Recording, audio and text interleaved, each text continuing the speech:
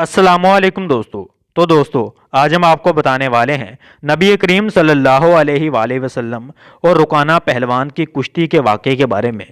عرب میں ایک پہلوان تھا، رکانہ اس کا نام تھا۔ وہ بڑے زبردست پہلوان تھے اور مشہور یہ تھا کہ یہ ایک آدمی 1000 آدمیوں سے مقابلہ کر سکتا ہے۔ بہت ہی قوی تھے۔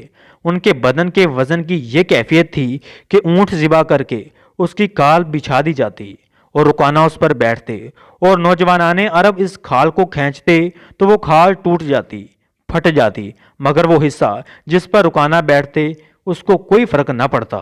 حضور اکرم صلی اللہ علیہ وآلہ وسلم نے ان کے سامنے اسلام پیش کیا اور فرمایا، رکانہ آخرت آنے والی ہے، کیوں اپنی عمر ضائع کر رہے ہو؟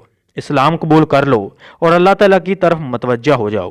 اس نے کہا کہ اے محمد، میں نہ تو کوئی عالم و فقیہ ہوں نہ سمجھدار، میں تو ایک پہلوان ہوں، مجھ سے کشتی لڑو، اگر آپ نے مجھے پچھاڑ دیا تو میں آپ کا دین قبول کر لوں گا۔ آپ نے فرمایا بسم اللہ، وہ لنگوٹ کس کر آ گیا اور حضور اکرم صلی اللہ علیہ وآلہ وسلم بھی آستین چڑھا کر میدان کشتی میں آ گئے۔ ایک دو داؤ پیچ کے بعد حضور اکرم صلی اللہ علیہ وآلہ وسلم نے اس کی کمر میں ہاتھ ڈالا اور ایک ہاتھ سے اس طرح اٹھایا جیسے کوئی چڑیا کو اٹھاتا ہے اور آستہ سے زمین پر رکھ کر چھاتی پر بیٹھ گئے اور فرمایا، رکانہ اب کہو۔ مگر رکانہ کو یقین نہیں آیا کہ میں پچھڑ گیا ہوں، کیونکہ کسی نے آج تک اسے پچھاڑا ہی نہیں تھا، اور حضور اکرم صلی اللہ علیہ وآلہ وسلم نے اس طرح پچھاڑا کہ اتنی وزنی لاش کو ایک ہاتھ سے اٹھا کر آستہ سے رکھ دیا۔ اس نے کہا کہ میں پچھڑ گیا ہوں، مجھے تو یقین نہیں آیا، ایک دفعہ اور کشتی لڑو۔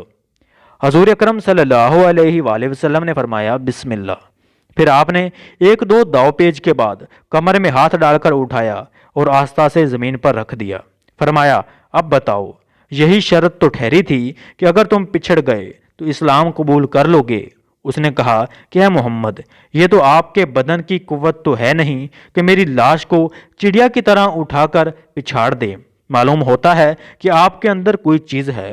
حضور اکرم صلی اللہ علیہ وآلہ وسلم نے فرمایا کہ میں اس اندر والی چیز ہی کی دعوت دے رہا ہوں، بدن کی دعوت نہیں دے رہا ہوں۔ چنانچہ رکانہ نے اسلام قبول کر لیا اور اسلام میں پختہ ہو گئے اور بڑے بڑے کام بھی کیے۔ ایک مرتبہ بہت سے چور آئے اور رات کو بہت سے اونٹ بیت المال سے چرا کر چلتے بنے۔ صبح کو پتہ چلا تو نبی کریم صلی اللہ علیہ وآلہ وسلم نے فرمایا کہ لوگو، ان کے پیچھے دوڑو۔ رکانہ نے کہا کہ میں تنہا کافی ہوں۔ چور رات میں ہی نکل کھڑے ہوئے تھے اور تیزی سے بھاگے جا رہے تھے، معلوم نہیں کتنے دور چلے جا چکے ہوں۔ رکانہ دوڑ پڑے اور راستہ میں ان کو تھام لیا اور کہا کہ سامان اور اونٹ لے کر واپس چلو۔ چنانچہ ان کو پکڑ کر لائے تو حضور اکرم صلی اللہ علیہ وآلہ وسلم نے ان کو سزائیں دیں۔